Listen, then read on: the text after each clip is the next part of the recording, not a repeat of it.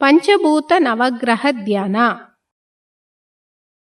ನಾವು ಕುಳಿತುಕೊಂಡಿರುವ ಆವರಣವೆಲ್ಲವೂ ಒಳ್ಳೆ ದೈವೀಕ ಶಕ್ತಿಯಿಂದ ತುಂಬಿದೆ. ನಾವು ಕುಳಿತುಕೊಂಡಿರುವ ಆವರಣವೆಲ್ಲವೂ ಒಳ್ಳೆ ದೈವೀಕ ಶಕ್ತಿಯಿಂದ ತುಂಬಿದೆ. ನಾವು ಕುಳಿತುಕೊಂಡಿರುವ ಆವರಣವೆಲ್ಲವೂ ಒಳ್ಳೆ ದೈವೀಕ ಶಕ್ತಿಯಿಂದ ತುಂಬಿದೆ. ದೈವೀಕ ಮಹಾಶಕ್ತಿಯು ದೇಹದಲ್ಲೂ ಪ್ರಾಣದಲ್ಲೂ ಅಲೆಯಾಗಿ ಹಾಯುತ್ತಿದೆ. ದೈವೀಕ ಮಹಾಶಕ್ತಿಯು ಹಗಲು ಇರುಳು ಎಲ್ಲ ಸಮಯಗಳಲ್ಲೂ ಎಲ್ಲ ಸ್ಥಳಗಳಲ್ಲೂ ಎಲ್ಲ ಉದ್ಯೋಗಗಳಲ್ಲೂ ಸಹವರ್ತಿಯಾಗಿ ಸಂರಕ್ಷಣೆಯಾಗಿ ಮಾರ್ಗದರ್ಶಕವಾಗಿಯೂ ಇರಲಿ. ತಾಯಿಗೆ ವಂದನೆ, ತಂದೆಗೆ ವಂದನೆ, ಗುರು ಯೋಗಿರಾಜ್ ವೇದಾತ್ರಿ ಮಹರ್ಷಿಯವರಿಗೆ ವಂದನೆ. ಪಂಚಭೂತ ನವಗ್ರಹ ಧ್ಯಾನ. ಪಂಚಭೂತಗಳನ್ನು ಪೃಥ್ವಿ, ಅಪ್ಪು, ತೇಯು, ವಾಯು, ಆಕಾಶ್ ಎಂದು ಹೇಳುವರು. ಅವು ನೆಲ, ನೀರು, ಬೆಂಕಿ, ಗಾಳಿ, ಆಕಾಶಕಣ. ಇವುಗಳಲ್ಲಿ 5ನೆಯ ತತ್ವವಾದ ಮಣ್ಣು ಎಂಬ ನೆಲದ ಮೇಲೆ ಧ್ಯಾನವನ್ನು ಆರಂಭಿಸೋಣ. ನೆಲದ ಸಂಕೇತವಾಗಿ ಈ ಭೂಮಿಯನ್ನೇ ಮನಸ್ಸಿಗೆ ತಂದುಕೊಳ್ಳೋಣ. ಈ ಭೂಮಿ ಬಹಳ ದೊಡ್ಡದು, 25,000 ಮೈಲಿ ಸುತ್ತಳತೆಯುಳ್ಳದ್ದು. ಮಣ್ಣು, ಲೋಹಗಳು, ರಸಾಯನಗಳಿಂದ ಆಗಿದೆ. ತನ್ನನ್ನು ತಾನೇ 1 ಗಂಟೆಗೆ 1000 ಮೈಲಿ ವೇಗದಲ್ಲಿ ಸುತ್ತುವುದು. ಸೂರ್ಯನನ್ನು ಸುತ್ತುವ ಹಾದಿಯಲ್ಲಿ ದಿನವೊಂದಕ್ಕೆ ಸುಮಾರು 16 ಲಕ್ಷ ಮೈಲಿ ಸುತ್ತಿಕೊಂಡು ಬರುವುದು. ಇಂತಹ ಅದ್ಭುತ ಗ್ರಹವೇ ಈ ಭೂಮಿ. ಮನಸ್ಸನ್ನು ವಿಸ್ತರಿಸಿ ಭೂಮಿಯ ಹಿರಿಮೆಯನ್ನು ಮೌಲ್ಯವನ್ನು ಗೌರವಿಸೋಣ. ಅದರೊಡನೆ ಲೀನವಾಗಿ ಜೀವೈಕ್ಯ ಹೊಂದೋಣ. ಪ್ರಪಂಚದ ವಿಕಾಸದಲ್ಲಿ ಮಣ್ಣಿನ ಉತ್ಪತ್ತಿ ರಹಸ್ಯವನ್ನು ಅರಿಯೋಣ. ಮಣ್ಣಿನಿಂದ ಹಾಗೂ ಮಣ್ಣಿನ ಮುಖಾಂತರ ಹಗಲು ಇರುಳು ಎಲ್ಲ ಸಮಯಗಳಲ್ಲೂ ಎಲ್ಲ ಸ್ಥಳಗಳಲ್ಲೂ ಎಲ್ಲ ಉದ್ಯೋಗಗಳಲ್ಲೂ ರಕ್ಷಣೆಯನ್ನು ಪಡೆಯೋಣ. ಜೀವನದಲ್ಲಿ ಮಣ್ಣನ್ನು ಉಪಯುಕ್ತ ರೀತಿಯಲ್ಲಿ ಉಪಯೋಗಿಸಿಕೊಳ್ಳುವ ವಿಜ್ಞಾನವನ್ನು ಬೆಳೆಸಿಕೊಳ್ಳೋಣ. ಮಣ್ಣು ಎಂಬ ಭೂಮಿಯ ಮೇಲೆ ಮನಸ್ಸಿಟ್ಟು ಧ್ಯಾನಿಸೋಣ.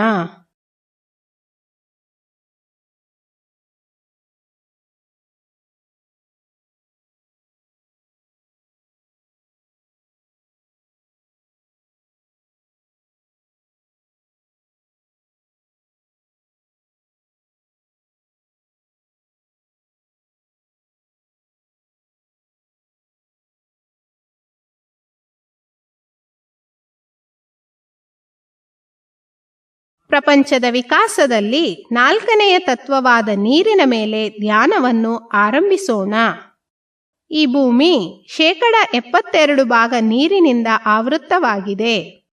ನೀರಿನ ಅಸ್ತಿತ್ವವನ್ನು ಮೋಡಗಳಲ್ಲಿ, ಸಸ್ಯಗಳಲ್ಲಿ, ಜೀವರಾಶಿಗಳಲ್ಲಿಯೂ ನಾವು ಕಾಣಬಹುದು. ಜೀವಿಗಳು ಜೀವಿಸುವುದಕ್ಕೆ ನೀರು ಎಷ್ಟು ಅಗತ್ಯ ಎಂಬುದನ್ನು ತಿಳಿದುಕೊಳ್ಳುತ್ತೇವೆ.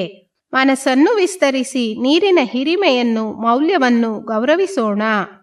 ನೀರಿನೊಡನೆ ಲೀನವಾಗಿ ಜೀವೈಕ್ಯ ಹೊಂದೋಣ. ಪ್ರಪಂಚದ ವಿಕಾಸದಲ್ಲಿ ನೀರಿನ ಉತ್ಪತ್ತಿ ರಹಸ್ಯವನ್ನು ಅರಿಯೋಣ. ನೀರಿನಿಂದ ಹಾಗೂ ನೀರಿನ ಮುಖಾಂತರ ಹಗಲು ಇರುಳು ಎಲ್ಲ ಸಮಯಗಳಲ್ಲೂ ಎಲ್ಲ ಸ್ಥಳಗಳಲ್ಲೂ ಎಲ್ಲ ಉದ್ಯೋಗಗಳಲ್ಲೂ ರಕ್ಷಣೆಯನ್ನು ಪಡೆಯೋಣ. ಜೀವನದಲ್ಲಿ ನೀರನ್ನು ಉಪಯುಕ್ತ ರೀತಿಯಲ್ಲಿ ಉಪಯೋಗಿಸಿಕೊಳ್ಳುವ ವಿಜ್ಞಾನವನ್ನು ಬೆಳೆಸಿಕೊಳ್ಳೋಣ. ನೀರಿನ ಮೇಲೆ ಮನಸ್ಸಿಟ್ಟು ಧ್ಯಾನಿಸೋಣ.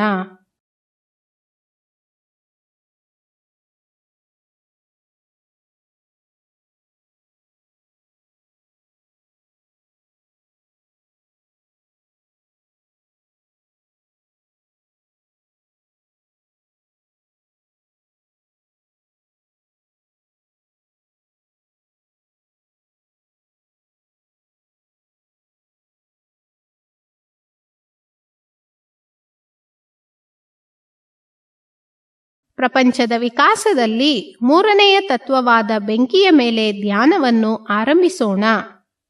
ಭೂಮಿ ತನ್ನನ್ನು ತಾನೇ ಬಹಳ ವೇಗವಾಗಿ ಸುತ್ತುತ್ತಿದೆ. ಆದುದರಿಂದ ಅದರಲ್ಲಿರುವ ಘನವಸ್ತುಗಳೆಲ್ಲ ಅದರ ಕೇಂದ್ರ ಭಾಗದಲ್ಲಿ ದಟ್ಟವಾಗುತ್ತಿವೆ. ಈ ದಟ್ಟತೆಯಿಂದ ಭೂಮಿಯ ಕೇಂದ್ರ ಭಾಗದಲ್ಲಿ ಅಣುಸ್ಫೋಟ ಉಂಟಾಗಿ ಯಾವಾಗಲೂ ಬೆಂಕಿ ಉಂಟಾಗುತ್ತಿರುತ್ತದೆ. ಇದರ ಶಾಖ ಭೂಮಿಯ ಮೇಲ್ಭಾಗದವರೆಗೆ ಬಂದು ಅಲ್ಲಿ ವಾಸಿಸುವ ಜೀವಿಗಳಿಗೆ ಶಕ್ತಿಯನ್ನು, ಉತ್ತೇಜನವನ್ನು ಕೊಡುತ್ತಿರುತ್ತದೆ. ಆ ಮಹಾ ಬೆಂಕಿಯನ್ನು ಮನದಲ್ಲಿ ತಂದುಕೊಳ್ಳೋಣ. ಮನಸ್ಸನ್ನು ವಿಸ್ತರಿಸಿ ಬೆಂಕಿಯ ಹಿರಿಮೆಯನ್ನು, ಮೌಲ್ಯವನ್ನು ಗೌರವಿಸೋಣ. ಬೆಂಕಿಯೊಡನೆ ಲೀನವಾಗಿ ಜೀವೈಕ್ಯ ಹೊಂದೋಣ. ಪ್ರಪಂಚದ ವಿಕಾಸದಲ್ಲಿ ಬೆಂಕಿಯ ಉತ್ಪತ್ತಿ ರಹಸ್ಯವನ್ನು ಅರಿಯೋಣ. ಬೆಂಕಿಯಿಂದ ಹಾಗೂ ಬೆಂಕಿಯ ಮುಖಾಂತರ ಹಗಲು ಇರುಳು ಎಲ್ಲ ಸಮಯಗಳಲ್ಲೂ, ಎಲ್ಲ ಸ್ಥಳಗಳಲ್ಲೂ, ಎಲ್ಲ ಉದ್ಯೋಗಗಳಲ್ಲೂ ರಕ್ಷಣೆಯನ್ನು ಪಡೆಯೋಣ.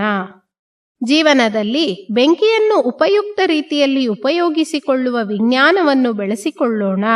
ಬೆಂಕಿಯ ಮೇಲೆ ಮನಸ್ಸಿಟ್ಟು ಧ್ಯಾನಿಸೋಣ.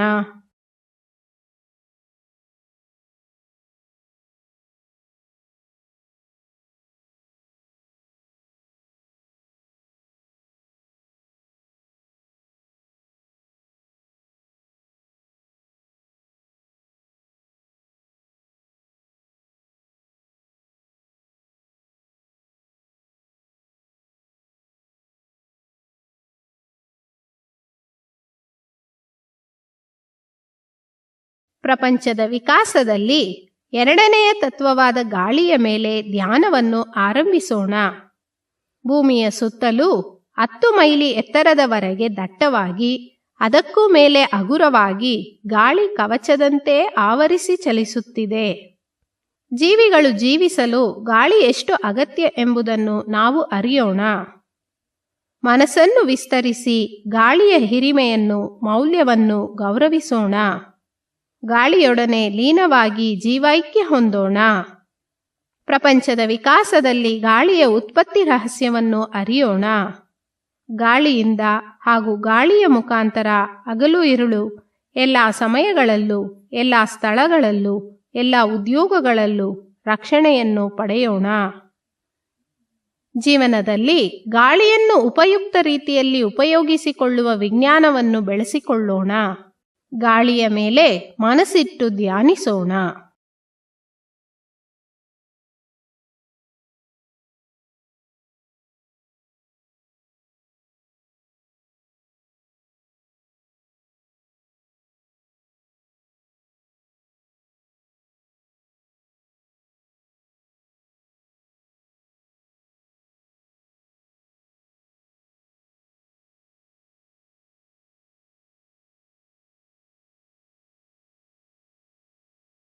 ಪ್ರಪಂಚದ ವಿಕಾಸದಲ್ಲಿ ಮೊದಲನೆಯ ತತ್ವವಾದ ಆಕಾಶ ಕಣದ ಮೇಲೆ ಧ್ಯಾನವನ್ನು ಆರಂಭಿಸೋಣ. ಈ ಪ್ರಪಂಚದಲ್ಲಿ ಗೋಚರಿಸುವ ಎಲ್ಲಕ್ಕೂ ಕಾರಣವಾದ ಸೂಕ್ಷ್ಮ ಮೂಲ ಚೈತನ್ಯ ಕಣವೇ ಆಕಾಶ ಎಂಬ ಪ್ರಾಣಶಕ್ತಿ. ನಮ್ಮ ದೇಹದೊಳಗೆ ಪ್ರಾಣಶಕ್ತಿಯಾಗಿಯೂ, ಪ್ರಪಂಚವೆಲ್ಲ ಶಕ್ತಿ ಕ್ಷೇತ್ರವಾಗಿಯೂ ಎಲ್ಲೆಲ್ಲೂ ಎಡಬಿಡದೆ ತುಂಬಿರುವುದು ಆಕಾಶ ಕಣ. ಈ ಆಕಾಶ ಕಣದ ಸೇರುವಿಕೆಯೇ ನೆಲ, ನೀರು, ಬೆಂಕಿ, ಗಾಳಿ ಎಂಬ 4 ಭೂತಗಳು. ಮನಸ್ಸನ್ನು ವಿಸ್ತರಿಸಿ ಆಕಾಶ ಕಣದ ಹಿರಿಮೆಯನ್ನು, ಮೌಲ್ಯವನ್ನು ಅರಿಯೋಣ. ಆಕಾಶ ಕಣದೊಂದಿಗೆ ಲೀನವಾಗಿ ಜೀವೈಕ್ಯ ಹೊಂದೋಣ. ಪ್ರಪಂಚದ ವಿಕಾಸದಲ್ಲಿ ಆಕಾಶ ಕಣದ ಉತ್ಪತ್ತಿ ರಹಸ್ಯವನ್ನು ಅರಿಯೋಣ. ಆಕಾಶ ಕಣದಿಂದ ಹಾಗೂ ಆಕಾಶ ಕಣದ ಮುಖಾಂತರ ಹಗಲು ಇರುಳು ಎಲ್ಲ ಸಮಯಗಳಲ್ಲೂ, ಎಲ್ಲ ಸ್ಥಳಗಳಲ್ಲೂ, ಎಲ್ಲ ಉದ್ಯೋಗಗಳಲ್ಲೂ ರಕ್ಷಣೆಯನ್ನು ಪಡೆಯೋಣ. ಜೀವನದಲ್ಲಿ ಆಕಾಶ ಕಣವನ್ನು ಉಪಯುಕ್ತ ರೀತಿಯಲ್ಲಿ ಉಪಯೋಗಿಸಿಕೊಳ್ಳುವ ವಿಜ್ಞಾನವನ್ನು ಬೆಳೆಸಿಕೊಳ್ಳೋಣ. ಆಕಾಶ ಕಣದ ಮೇಲೆ ಮನಸ್ಸಿಟ್ಟು ಧ್ಯಾನಿಸೋಣ. ಪ್ರಪಂಚದ ಪೂರ್ತಿ ಆಕಾಶ ಕಣ ತುಂಬಿದ ಶಕ್ತಿ ಕ್ಷೇತ್ರದ ಮೇಲೆ ಧ್ಯಾನಿಸೋಣ.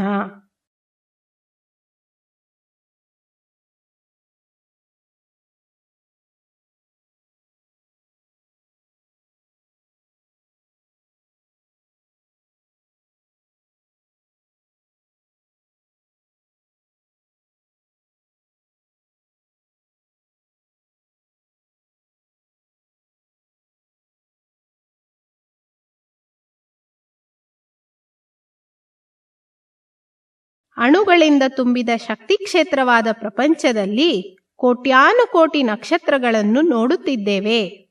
ಒಂದೊಂದು ನಕ್ಷತ್ರವು ಒಂದು ಸೂರ್ಯನೇ. ಅವುಗಳಲ್ಲಿ ನಮ್ಮ ಭೂಮಿ ಸುತ್ತಿಕೊಂಡು ಬರುತ್ತಿರುವ ನಕ್ಷತ್ರವೇ ಸೂರ್ಯ. ಸೂರ್ಯ ಮತ್ತು ಅದನ್ನು ಸುತ್ತುವರೆದಿರುವ ಗ್ರಹಗಳನ್ನು ನವಗ್ರಹಗಳೆಂದು ಕರೆಯುತ್ತೇವೆ. ಸೂರ್ಯ ಕುಟುಂಬವನ್ನು ಸೇರಿದ ಎಲ್ಲಾ ಗ್ರಹಗಳಿಂದ ಬರುವ ಕಾಂತ ಅಲೆಗಳು ಮಾನವನ ದೇಹಕ್ಕೂ ಪ್ರಾಣಕ್ಕೂ ನೇರವಾದ ಹತ್ತಿರದ ಸಂಬಂಧವನ್ನು ಹೊಂದಿವೆ. ಈಗ ಈ 9 ಗ್ರಹಗಳ ಮೇಲೆ ಮನಸ್ಸಿಟ್ಟು ಧ್ಯಾನಿಸೋಣ.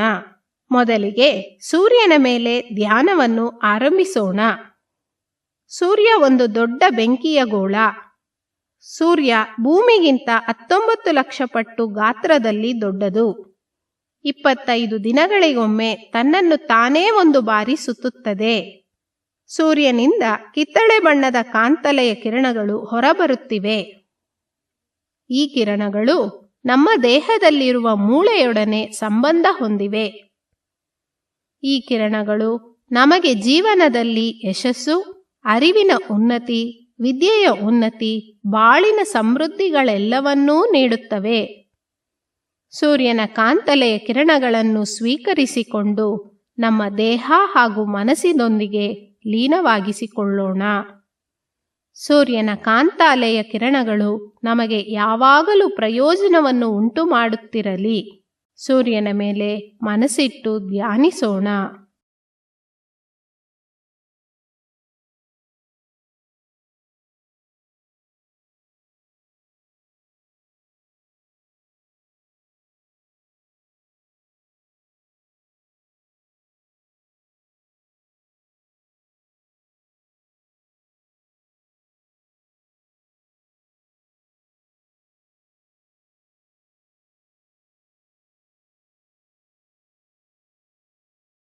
ಬುಧಗ್ರಹದ ಮೇಲೆ ಧ್ಯಾನವನ್ನು ಆರಂಭಿಸೋಣ.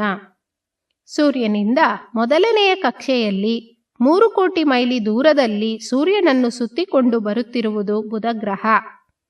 ಇದು ಸೂರ್ಯನನ್ನು ಒಂದು ಬಾರಿ ಸುತ್ತಿ ಬರಲು 88 ದಿನಗಳನ್ನು ತೆಗೆದುಕೊಳ್ಳುತ್ತದೆ. ಬುಧಗ್ರಹದಿಂದ ಹಸಿರು ಬಣ್ಣದ ಕಾಂತಲೆಯ ಕಿರಣಗಳು ಹೊರಬರುತ್ತಿವೆ.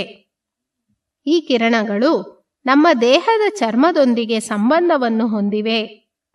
ಬುಧನ ಕಾಂತಲೆಯ ಕಿರಣಗಳು ನಮಗೆ ಅರಿವಿನ ಉನ್ನತಿ, ವಿದ್ಯೆಯ ಉನ್ನತಿ, ಬಾಳಿನ ಸಮೃದ್ಧಿಗಳನ್ನು ನೀಡುವ ಸಾಮರ್ಥ್ಯವನ್ನು ಹೊಂದಿವೆ.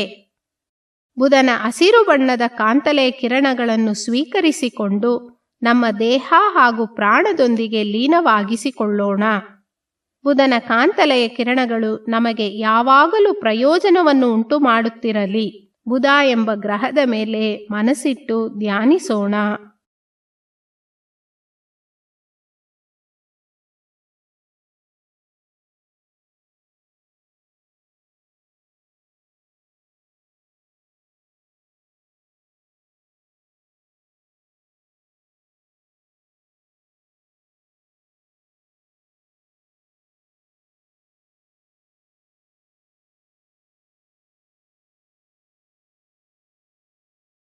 ಶುಕ್ರ ಗ್ರಹದ ಮೇಲೆ ಧ್ಯಾನವನ್ನು ಆರಂಭಿಸೋಣ.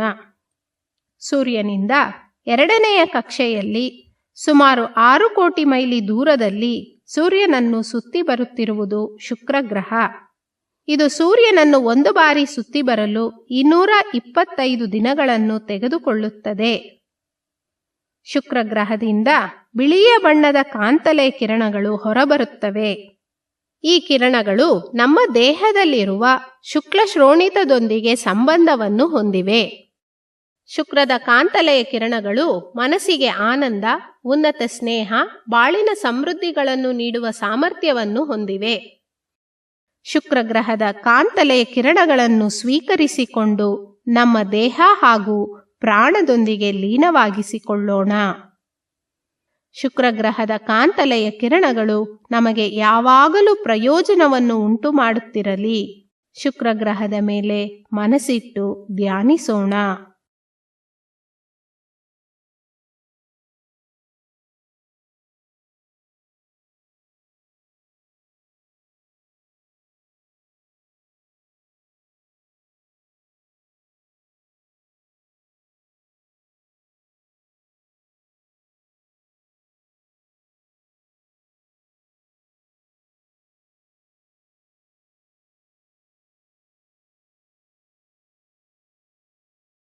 ಚಂದ್ರನೆಂಬ ಉಪಗ್ರಹದ ಮೇಲೆ ಧ್ಯಾನವನ್ನು ಆರಂಭಿಸೋಣ. ಸೂರ್ಯನ ಕುಟುಂಬದ 3ನೆಯ ಕಕ್ಷೆಯಲ್ಲಿ ಸುಮಾರು 9 ಕೋಟಿ ಮೈಲಿ ದೂರದಲ್ಲಿ ಸೂರ್ಯನನ್ನು ಸುತ್ತಿಕೊಂಡು ಬರುತ್ತಿರುವುದು ಭೂಮಿ. ಈ ಭೂಮಿಯಿಂದ 2,30,000 ಮೈಲಿಗಳ ದೂರದಲ್ಲಿ ಭೂಮಿಯನ್ನು ಸುತ್ತುತ್ತಿರುವ ಉಪಗ್ರಹ ಚಂದ್ರ. ಇದು ಸುಮಾರು 29 ದಿನಗಳಿಗೆ ಒಂದು ಬಾರಿ ಭೂಮಿಯನ್ನು ಸುತ್ತಿ ಬರುವುದು. ಚಂದ್ರನಿಂದ ಬಿಳಿಯ ಬಣ್ಣದ ಕಾಂತಲೆಯ ಕಿರಣಗಳು ಹೊರಬರುತ್ತಿವೆ. ಈ ಕಿರಣಗಳು ನಮ್ಮ ದೇಹದಲ್ಲಿರುವ ರಕ್ತ ಚಲನೆಯೊಂದಿಗೆ ಸಂಬಂಧವನ್ನು ಹೊಂದಿವೆ. ಚಂದ್ರನ ಕಾಂತಲೆಯ ಕಿರಣಗಳು ನಮ್ಮ ದೇಹದ ರಕ್ತ ಪರಿಚಲನೆಯನ್ನು ಕ್ರಮಬದ್ಧಗೊಳಿಸುತ್ತವೆ. ಚಂದ್ರನ ಕಾಂತಲೆಯ ಕಿರಣಗಳು ಅರಿವಿನ ಉನ್ನತಿ, ಬಾಳಿನ ಸಮೃದ್ಧಿಗಳನ್ನು ನೀಡುವ ಸಾಮರ್ಥ್ಯವನ್ನು ಹೊಂದಿವೆ. ಚಂದ್ರನ ಕಾಂತಲೆಯ ಕಿರಣಗಳನ್ನು ಸ್ವೀಕರಿಸಿಕೊಂಡು ದೇಹ ಹಾಗೂ ಪ್ರಾಣದೊಂದಿಗೆ ಲೀನವಾಗಿಸಿಕೊಳ್ಳೋಣ. ಚಂದ್ರನ ಕಾಂತಲೆಯ ಕಿರಣಗಳು ನಮಗೆ ಯಾವಾಗಲೂ ಪ್ರಯೋಜನವನ್ನು ಉಂಟು ಮಾಡುತ್ತಿರಲಿ. ಚಂದ್ರಗ್ರಹದ ಮೇಲೆ ಮನಸ್ಸಿಟ್ಟು ಧ್ಯಾನಿಸೋಣ.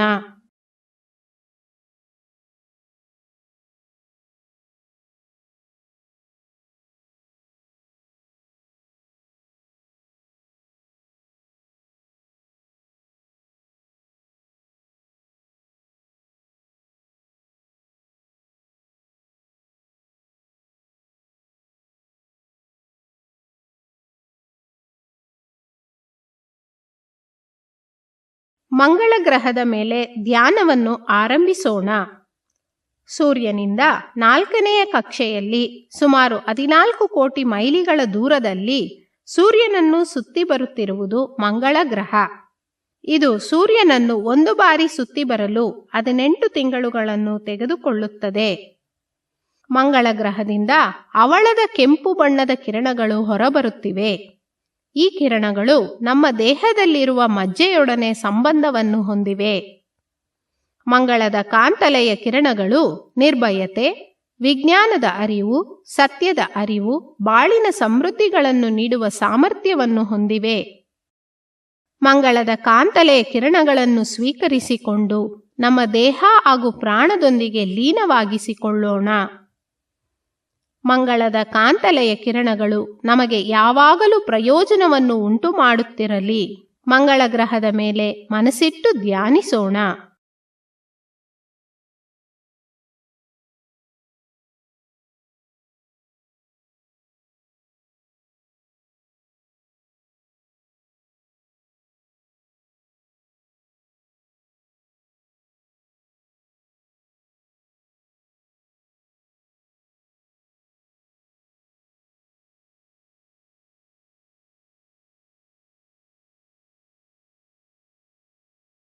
ಗುರು ಎನ್ನುವ ಶಕ್ತಿಯುತ ಗ್ರಹದ ಮೇಲೆ ಧ್ಯಾನವನ್ನು ಆರಂಭಿಸೋಣ.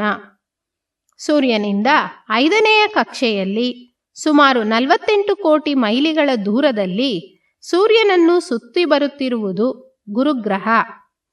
ಇದು ಸೂರ್ಯನನ್ನು ಒಂದು ಬಾರಿ ಸುತ್ತಿ ಬರಲು 12 ವರ್ಷಗಳನ್ನು ತೆಗೆದುಕೊಳ್ಳುತ್ತದೆ. ಗುರುಗ್ರಹದಿಂದ ಬಂಗಾರದ ಬಣ್ಣದ ಕಾಂತಲೆಯ ಕಿರಣಗಳು ಹೊರಬರುತ್ತಿವೆ. ಈ ಕಿರಣಗಳು ನಮ್ಮ ದೇಹದಲ್ಲಿರುವ ಮೆದುಳಿನ ಕೋಶಗಳೊಂದಿಗೆ ಸಂಪರ್ಕವನ್ನು ಹೊಂದಿವೆ. ಗುರುವಿನ ಕಾಂತಲೆಯ ಕಿರಣಗಳು ಸತ್ಯದ ಅರಿಯುವಿಕೆ, ಅರಿವಿನ ಉನ್ನತಿ, ಬಾಳಿನ ಸಮೃದ್ಧಿಗಳನ್ನು ನೀಡುವ ಸಾಮರ್ಥ್ಯವನ್ನು ಹೊಂದಿವೆ.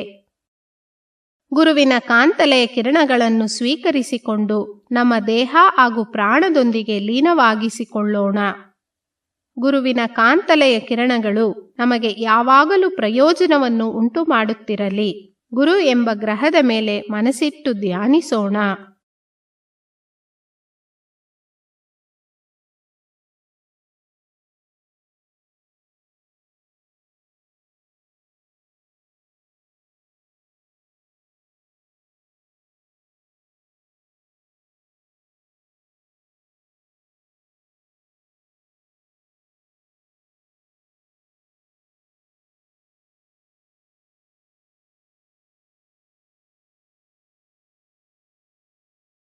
ಶನಿ ಎನ್ನುವ ಶಕ್ತಿಯುತ ಗ್ರಹದ ಮೇಲೆ ಧ್ಯಾನವನ್ನು ಆರಂಭಿಸೋಣ. ಸೂರ್ಯನಿಂದ 6ನೆಯ ಕಕ್ಷೆಯಲ್ಲಿ ಸುಮಾರು 88 ಕೋಟಿ ಮೈಲಿ ದೂರದಲ್ಲಿ ಸೂರ್ಯನನ್ನು ಸುತ್ತಿಕೊಂಡು ಬರುತ್ತಿರುವುದು ಶನಿಗ್ರಹ. ಇದು ಸೂರ್ಯನನ್ನು ಒಂದು ಬಾರಿ ಸುತ್ತಿ ಬರಲು 30 ವರ್ಷಗಳನ್ನು ತೆಗೆದುಕೊಳ್ಳುತ್ತದೆ. ಶನಿಗ್ರಹದಿಂದ ಬೂದಿ ಬಣ್ಣದ ಕಾಂತಲೆಯ ಕಿರಣಗಳು ಹೊರಬರುತ್ತಿವೆ.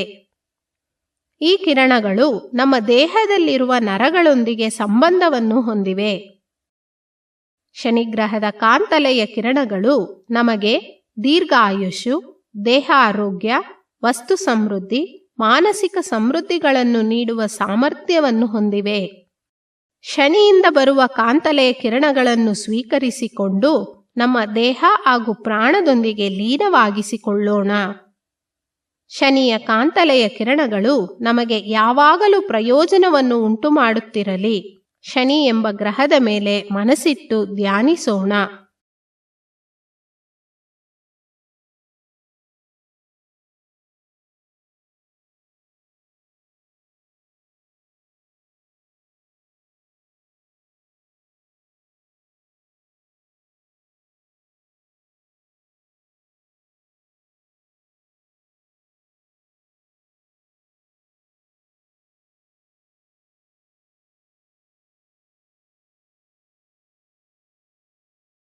ರಾಹು ಕೇತು ಎಂಬ ಶಕ್ತಿಯುತ ಕಾಂತಲೆಯ ಪಥದ ಮೇಲೆ ಧ್ಯಾನವನ್ನು ಆರಂಭಿಸೋಣ.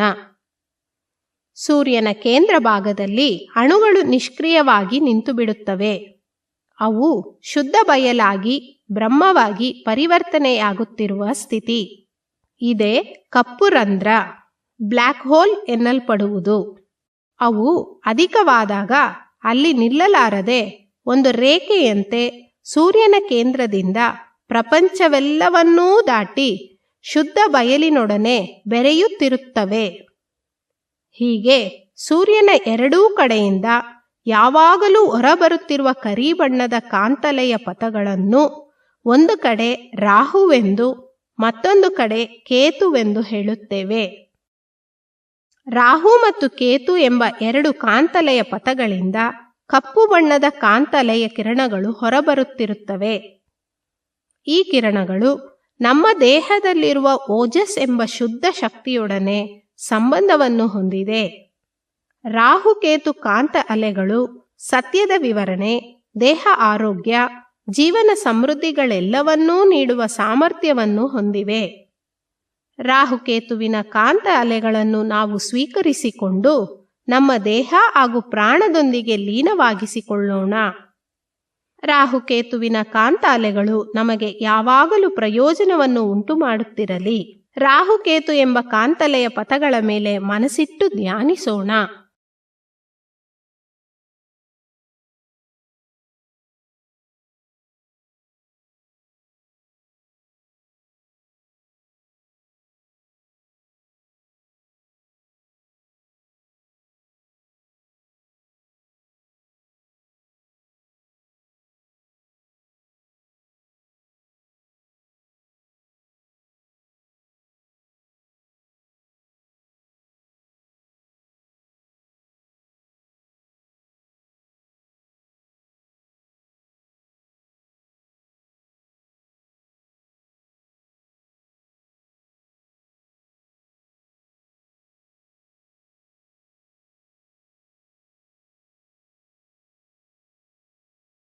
ಈ ಮಹಾಚೇತನಾ ಮಂಡಲವೆಂಬ ಪ್ರಪಂಚ ಕ್ಷೇತ್ರದಲ್ಲಿ ಈ ಸೂರ್ಯ ಕುಟುಂಬದಂತೆ ಕೋಟ್ಯಾನುಕೋಟಿ ಸೂರ್ಯ ಕುಟುಂಬಗಳಿವೆ.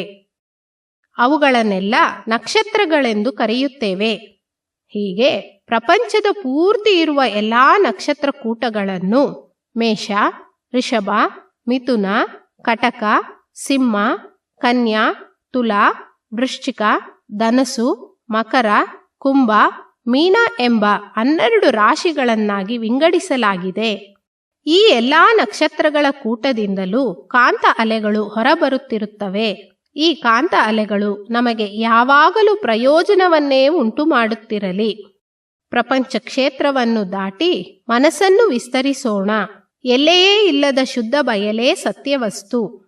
ಅದೇ ಸತ್ಯವಸ್ತು ಈ ಮಹಾಚೇತನ ಮಂಡಲದ ಪೂರ್ತಿಯೂ ಪ್ರತಿ ಅಣುವಿನ ಕೇಂದ್ರದಲ್ಲೂ ಹಾಗೂ ಎಲ್ಲ ಅಣುಗಳ ನಡುವೆಯೂ ಇರುವುದನ್ನು ಅರಿಯುತ್ತೇವೆ.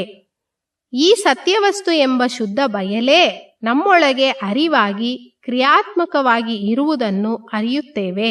ಆ ಸತ್ಯವಸ್ತು ಎಂಬ ಶುದ್ಧ ಬಯಲೇ ನಮ್ಮೊಳಗೆ ಗಟ್ಟಿ ವಸ್ತುವಾದ ದೇಹ, ರಕ್ತ ಸಂಚಾರ, ಉಷ್ಣ ಸಂಚಾರ, ಗಾಳಿ, ಪ್ರಾಣ ಎಂಬ 5 ಭೌತಿಕ ವಿಭಾಗಗಳಾಗಿ ಕ್ರಿಯೆಗೊಳ್ಳುವುದನ್ನು ಅರಿಯುತ್ತೇವೆ.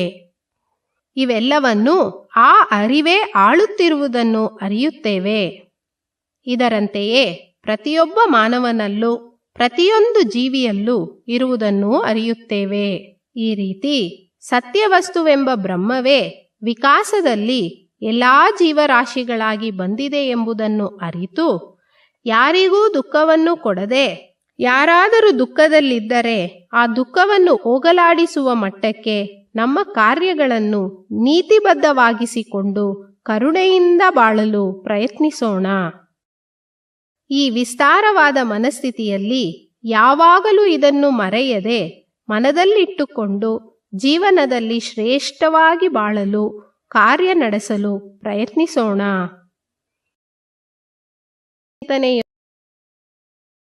ಮುಗಿಸೋಣ.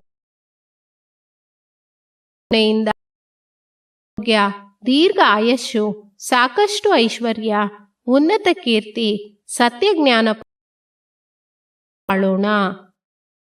ದೈವಿಕ ಮಹಾಶಕ್ತಿಯ ಕರುಣೆಯಿಂದ ದೇಹ ಆರೋಗ್ಯ, ದೀರ್ಘ ಆಯಸ್ಸು, ಸಾಕಷ್ಟು ಐಶ್ವರ್ಯ, ಉನ್ನತ ಕೀರ್ತಿ, ಸತ್ಯಜ್ಞಾನ ಪಡೆದು ಉನ್ನತವಾಗಿ ಬಾಳೋಣ.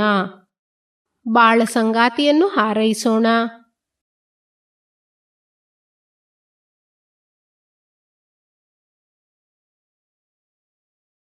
ಹೆತ್ತ ಮಕ್ಕಳ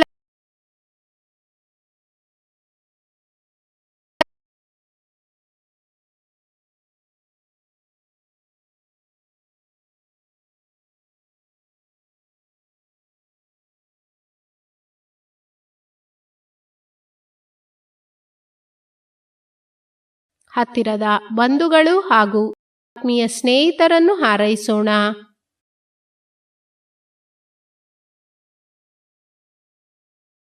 ಉದ್ಯೋಗ ಕ್ಷೇತ್ರದಲ್ಲಿ, ದಿನನಿತ್ಯ ಕರ್ತವ್ಯಗಳಲ್ಲಿ ನಮ್ಮೊಂದಿಗೆ ಸಂಪರ್ಕ ಹೊಂದಿರುವವರನ್ನು ಹಾರೈಸೋಣ. ಕೇಡನ್ನು ಬಯಸುವವರು, ಶತ್ರುಗಳಾಗಿ ಭಾವಿಸುವವರು ಯಾರಾದರೂ ಇದ್ದರೆ ಅವರೂ ಕೂಡ ಮನಸ್ಸನ್ನು ತಿದ್ದಿಕೊಂಡು ಒಳ್ಳೆಯ ಬಾಳನ್ನು ಪಡೆಯಲು ಕರುಣೆಯಿಂದ ಹಾರೈಸೋಣ. ವಿಶ್ವದ ಒಳಿತಿಗಾಗಿ ಕೋರಿಕೆ. ವಿಶ್ವದಲ್ಲಿರುವ ಹೊಣೆಹೊತ್ತ ನಾಯಕರೆಲ್ಲ ಪ್ರಾಣದ ಅರಿವನ್ನು ಆಂತರಿಕವಾಗಿ ಪಡೆಯಬೇಕು. ವಿಶ್ವದ ಎಲ್ಲಾ ನಾಡುಗಳ ಎಲ್ಲೇ ಕಾಪಾಡಲು ಒಂದೇ ವಿಶ್ವದ ಒಕ್ಕೂಟದಾಡಳಿತ ಬಲವಾಗಬೇಕು. ವಿಶ್ವದಲ್ಲಿ ಯುದ್ಧ, ಹಗೆತನ, ಭಯವಿಲ್ಲದೆ ಜನರು ಶ್ರಮಿಸಿ ಉಂಡು ಸಮೃದ್ಧಿ ಕಾಪಾಡಿ ಬಾಳಬೇಕು. ವಿಶ್ವದ ಪೂರ್ತಿ ಮಾನವ ಕುಲವು ಶಾಂತಿ ಎನ್ನುವ ಬತ್ತದ ಒಂದು ಒಳ್ಳೆಯ ನಿಧಿ ಪಡೆದು ಏಳಿಗೆ ಹೊಂದಬೇಕು. ಬಾಳ್ಗೆ ಭೂಮಂಡಲ, ಬಾಳ್ಗೆ ಭೂಮಂಡಲ, ಬಾಳ್ಗೆ ಸಮೃದ್ಧಿಯೊಂದಿಗೆ. ಮಳೆಗಾಗಿ ಪ್ರಾರ್ಥನೆ. ಕೆರೆ, ಕುಂಟೆ, ಬಾವಿ ತುಂಬಿ ಹರಿಯಲು ಸಾಕಷ್ಟು ಮಳೆ ಸುರಿಯಲಿ. ಮಾನವರೆಲ್ಲ ಕುಂಟೆ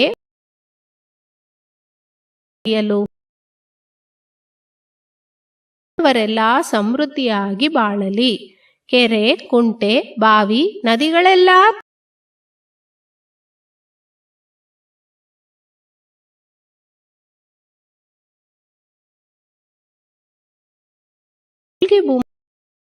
ಬಾಳ್ಗೆ ಸಮೃದ್ಧಿಯೊಂದಿಗೆ.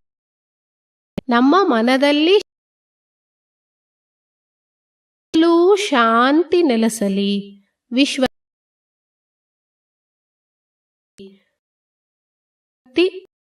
ಶಾಂತಿ ಶಾಂತಿ.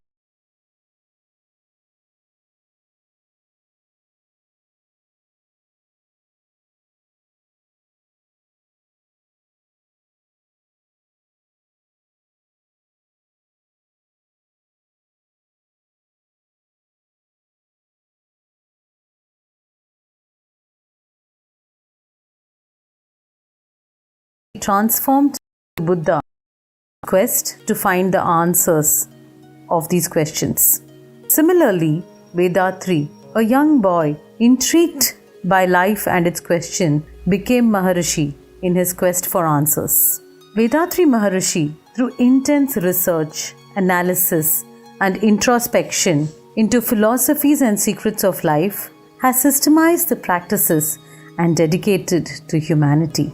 These practices provide the righteous way to live life and empowers humanity to learn and live happily. Called Manavala Kalai or Sky Yoga, the practices are vital, valuable, and provide imminent and effective results. It's an art which transforms individuals into complete human beings. Sky Yoga is a practice that enables one to know the significance of mind and attune it in a good, proper, and utilitarian way. Millions of life around the world is lit up with the lamp of happiness due to Sky Yoga. In the foothills of Aliyar, scenic, grand, and carpeted with greenery is the Temple of Consciousness. Temple of Consciousness is one of its kind in the entire world. It's an enchanting place created by our beloved Guru, Vedatri Maharishi. Majority of the people around the world are leading a miserable, painful, and sorrowful life because of their destiny. Temple of Consciousness teaches the art of leading successful life through the teachings of Vedatri Maharishi to all who come in without discrimination. Those who step inside the Temple of Consciousness will definitely handle the problems in their life in a matured and determined way and overcome them, resulting in them leading a satisfied, successful, and a happy life. The simplified physical exercises that are taught in Sky Yoga keeps us brisk, refreshing, robust, and enthusiastic the whole day. They serve as remedies for chronic, long-lasting diseases and also as prevention from various ailments. Sky Yoga is designed and tailor-made for all. From children to elders, all can practice it easily. The powerful secrets of Kayakalpa Yoga, as practiced by our ancient Siddhas and Yogis, is taught in Sky. This is the secret to youthfulness, and it helps us improve our immunity and increase the longevity of our life. With regular practice of Kayakalpa Yoga, our life force is converted into healthy and creative energy force. The art of mindfulness. It calms our mind, enabling us to live a peaceful, serene, and happy life. Deep Kundalini meditations are taught in Sky Yoga. Sky is the Akshaya Patram, meaning the inexhaustible vessel. It's a wishing tree that fulfills all our wishes, bestowed upon us gracefully by Guru Vedatri Maharishi. The teachings enable us to neutralize anger, eradicate our worries, remove our fears, boost our self-confidence, and helps in economical and social upliftment. Temple of Consciousness provides hygienic rooms with modern facilities for all its visitors who come from across the globe to learn Sky Yoga.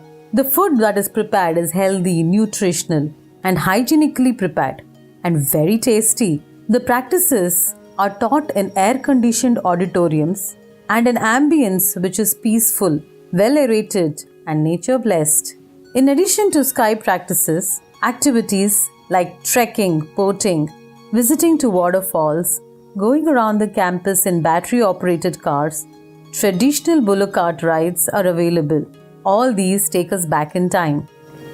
The atmosphere, activities, and stay allows us to focus on self, breaking the monotony of life. These practices help us in performing our duties, jobs, and professions in a unique, individualized way and paves the way for success in all areas. Guru Vedatri Maharishi's aim was to elevate consciousness and spread happiness to all. He designed courses on the deep introspectional techniques, Brahma Jnanam or divine realization, and also gave teacher training courses. The Temple of Consciousness and the World Community Service Center, which was founded with love and compassion by our revered Guru Vedatri Maharishi, are instrumental in spreading noble services all over the world. Padma Shri Arulnidhi S.K.M. Mailanandan took the charge of the World Community Service Center after Vedatri Maharishi's Mahasamadhi.